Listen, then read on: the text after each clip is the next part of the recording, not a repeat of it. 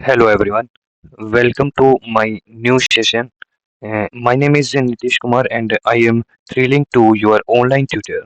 I have MSc degree in chemistry subject from CRSU University and I have been teaching for 3 years. Teaching is my passion and I love nothing more than helping students develop their skill and achieving their academic goal. My name is Nitish and MSc chemistry my subject and qualification. तो आज के lecture में हम discuss करने वाले हैं nucleophilic substitution. The nucleophilic substitution reaction को discuss करेंगे। न्यूक्लियोफिल किसी भी एटम को सब्स्टिट्यूट कर दे, उसी रिएक्शन को हम क्या करते हैं, न्यूक्लियोफिलिक सब्स्टिट्यूशन रिएक्शन बोलते हैं। इस रिएक्शन में दो टाइप की रिएक्शन होती है। यहाँ पर पहली रिएक्शन होती है SN2 रिएक्शन।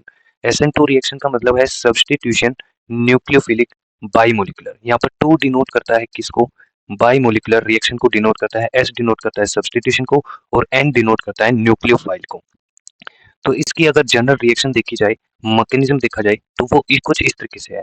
हमारे पास जो न्यूक्लियोफाइल होता है वो क्या है, नेगेटिव चार्ज होगा उसके ऊपर। मान लो हाइड्रोक्साइड हमने क्या लिया, न्यूक्लियोफाइल या OH नेगेटिव।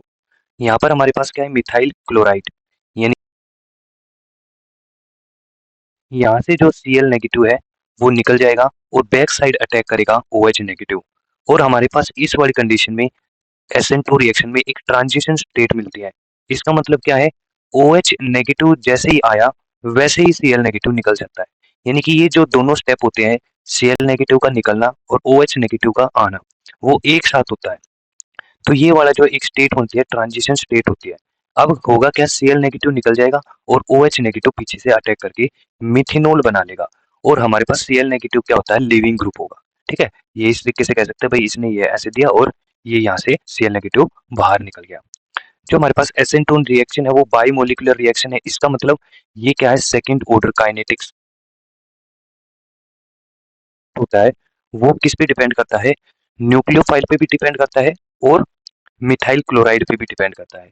यानी कि हमारे पास मिथाइल क्लोराइड है उस पे भी डिपेंड करेगा जो रिएक्टेंट ले रखा है, और न्यूक्लियोफाइल पे भी डिपेंड करता है। इसलिए ये जो हमारे पास ऑर्डर है काइनेटिक का, वो सेकंड ऑर्डर है। पहला ऑर्डर ये और सेकंड ऑर्डर ये, दोनों की कंसंट्रेशन पे डिपेंड करेगा कि मैं मिथाइल क्लोराइड की कितनी कंसंट्रेशन लूं और OH नेगेटिव की कितनी कंसंट्रेशन लेता हूं। उस हिसाब से जो हमारे पास रिएक्शन का रेट होगा वो डिपेंड करेगा। अगर मैं ज्यादा लेता हूं मिथाइल क्लोराइड और OH नेगेटिव भी ज्यादा लेता हूं तो रिएक्शन क्या होती है, हमारे पास फास्ट रिएक्शन होगी। उसके बाद कहता है इसके अंदर इंटरमीडिएट फॉर्म्ड नहीं होता। इंटरमीडिएट नहीं होता परंतु ट्रांजिशन स्टेट बनती है। इंटरमीडिएट मतलब कि कार्बोकेटायन, कार्बोनाइन या फिर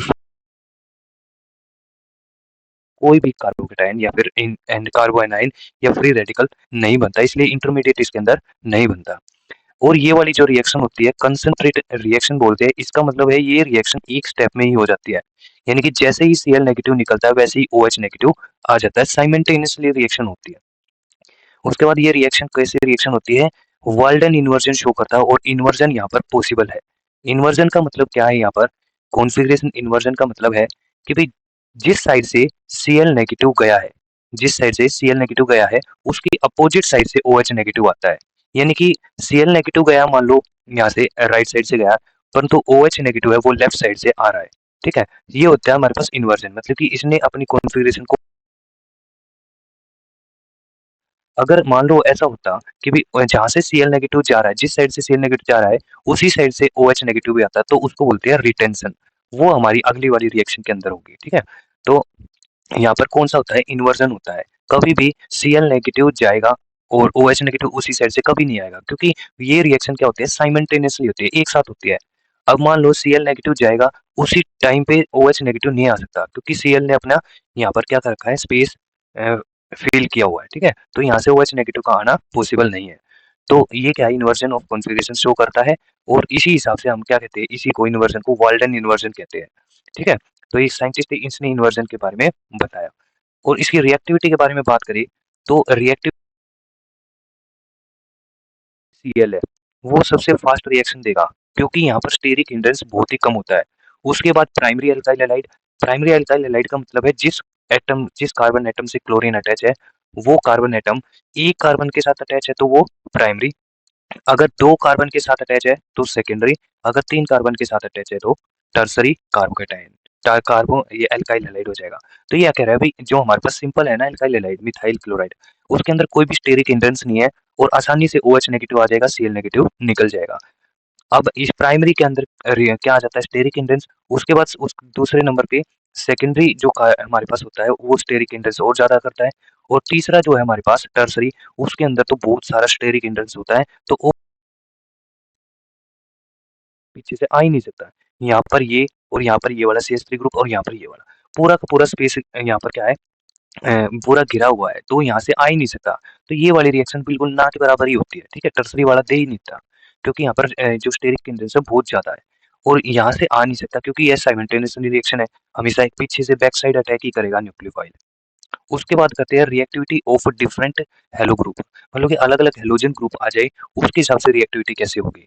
तो अकॉर्डिंग टू पोलैरिटी देखा जाए तो क्लोरीन वो ज्यादा इलेक्ट्रोनेगेटिव, फिर फ्लोरीन, फिर यहाँ पर ब्रोमीन, फिर आयोडीन। अगर देखा जाए पोलैरिटी देखेंगे ओवरऑल, तो क्लोरीन की पोलैरिटी यानी कि यहाँ पर ज्यादा नेगेटिव चार्ज, यहाँ पर ज्यादा पॉजिटिव चार्ज, ऐसे होगा, होना चाहिए था ऐसा ऑर्डर पोलैरिटी के अकॉर्डिंग। अब जितना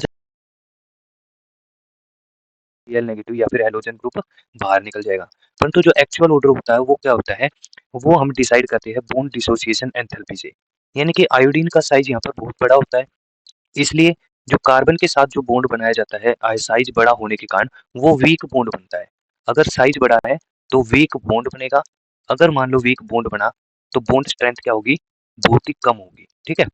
बॉन्ड स्ट्रेंथ कम होगी, इसका मतलब उसको बॉन्ड को तोड़ने के लिए एनर्जी बहुत ही कम देनी पड़ेगी, यानी कि आसानी से हम थोड़ी सी एनर्जी दे देंगे और आसानी से वो हमारे पास हैलोजन निकल जाएगा।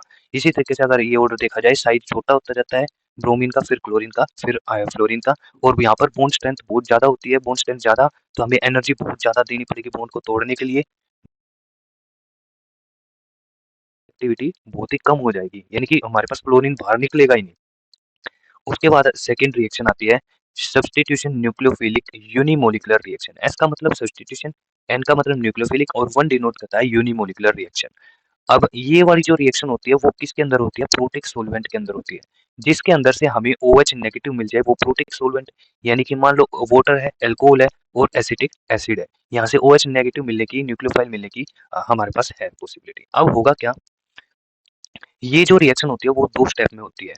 पहला वो स्टेप होगा कौन सा, फॉर्मेशन ऑफ कार्बोकेटायन, और सेकंड स्टेप होगा attack by nucleophile. Formation of carbocation में हमारे पास मान लो टर्सरी टर्सरी एल्काइल हैलाइड है, यहाँ पर हमने दो स्टेप होती है। फर्स्ट वाला स्टेप क्या होता है, स्लो होता है, बिल्कुल स्लो होगा, और स्लो स्टेप को ही हम क्या बोलते हैं, रेट डिटरमाइनिंग स्टेप बोलते हैं। अब होगा क्या, यहाँ से निकल जाएगा ब्रोमीन, ब्रोमीन पे नेगेटिव चार्ज और यहाँ पर हमारे पास कार्बन पे पॉजिटिव चार्ज, तो हमारे पास ये जो कार्बोकेटाइन बना है वो टर्सरी कार्बोकेटाइन बना है, ठीक है।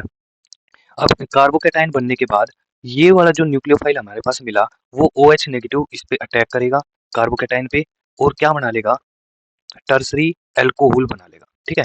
और जो ये सेकंड स्टेप होता है वो हमारे पास फास्ट स्टेप होता है, ठीक है, जिसमें जो न्यूक्लियोफाइल है वो अटैक करता है कार्बोकेटाइन के ऊपर।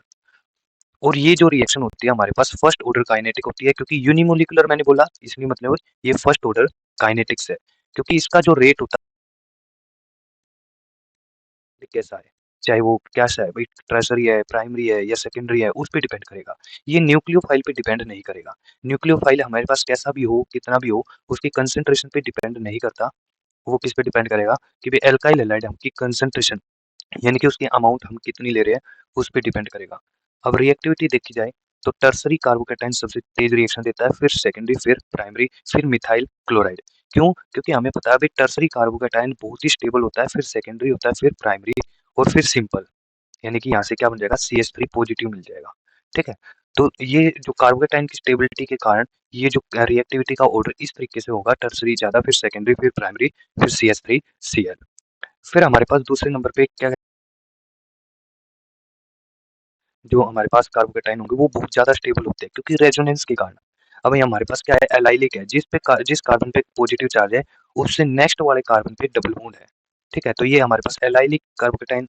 अब होगा क्या, ये बॉन्ड जो पाई वो इलेक्ट्रॉन है वो मूवमेंट कर जाएंगे, वो इस तरफ गए, और क्या होगा, यहाँ पर डबल बॉन्ड बन जाएगा और यहाँ पर पॉजिटिव चार्ज क्रिएट हो जाएगा, यानी मोशन हो जाएगा हमारे पास इलेक्ट्रॉन का, और उसी के कारण रेजोनेंस क्रिएट हो जाएगी, और रेजोनेंस वाले कंपाउंड बहुत ज्यादा स्टेबल होते हैं। इसी तरीके से हमारे पास बेंजाइलिक, यहाँ पर बेंजाइल, यहाँ पर देखो कार्बोकेटाइन बाइंजेलिक कार्बोकेटाइन है और यहाँ से इलेक्ट्रॉन की मूवमेंट हो जाएगी और पॉजिटिव चार्ज हर जगह पे घूम जाएगा ऑर्थो पैरा पोजीशन पे, और हमारे पास क्या बन जाएगा, रेजोनेटिंग स्ट्रक्चर बहुत ज्यादा मिल जाएंगे। इस वजह से रेजोनेटिंग स्ट्रक्चर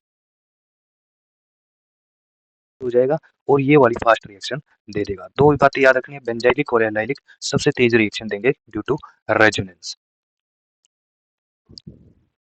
उसके बाद आता है हमारे पास रिएक्टिविटी पूछी जाती है, वही है जैसे हमने SN2 रिएक्शन के देखा, SN1 रिएक्शन के लिए भी ऐसी ही रिएक्टिविटी होगी। भाई आयोडीन का साइज बड़ा होगा तो बॉन्ड स्ट्रेंथ क्या होगी, वीक होगी। आयोडीन का साइज अगर बड़ा है तो बॉन्ड स्ट्रेंथ क्या होगी हमारे पास, बॉन्ड स्ट्रेंथ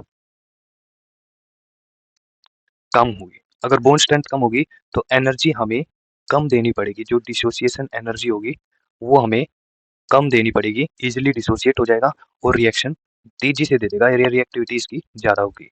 इस ऑर्डर में हमारे पास हमारा ये सेशन। तो थैंक यू फॉर वॉचिंग।